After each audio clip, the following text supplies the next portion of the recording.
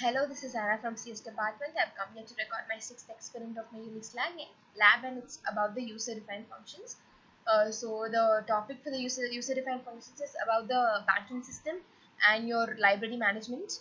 So this is my program. Yeah. So the first one is about the withdrawal and the bank management system. As you could see, I have all the choices: 1 to deposit, 2 to withdraw, 3 for balance, 4 for new account, and 5 for exit. And once when your choice has been entered, you can enter your name to check. So you can enter your name whether you can add a new account. A new account has already been created, and then you can enter the amount you want to deposit. And once the amount has been added to your balance, you have a statement called deposited successfully, and then a withdraw function has been called, similarly like deposit. And similarly, as we have done for deposit, we will be minusing the amount, and then the amount will be withdrawn. If the amount exceeds from your withdrawal or your balance, you will get a statement called cannot withdraw. You can't withdraw at most so much rupees. And then you can check your balance, and then you can deposit, withdraw, balance, and new. So these are into a switch case, so that will be easy for us to um, read the input and then display it one by one. And when it comes to your central library and your library management, we have to enter your book name. So we have five functionalities, which is to enter a new book. Sorry, we have functionalities where you can add on a book, where you can take a book, whether you can return a book.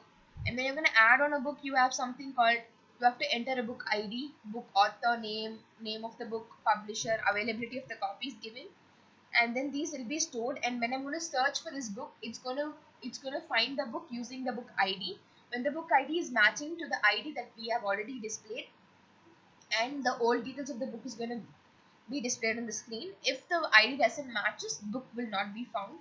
And then when I'm going to lend a book, I have to get an ID. The same ID will be read. If the ID is available, if the book availability is more, or it is 2 in numbers or more than 2, the book will be available and you can lend a book. You get a simple thank you so much for lending a book.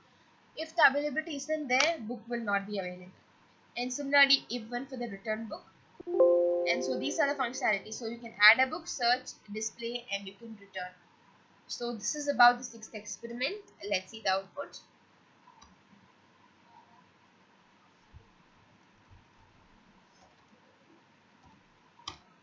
So as you can see, the banking system has been displayed. So first I need to deposit some money.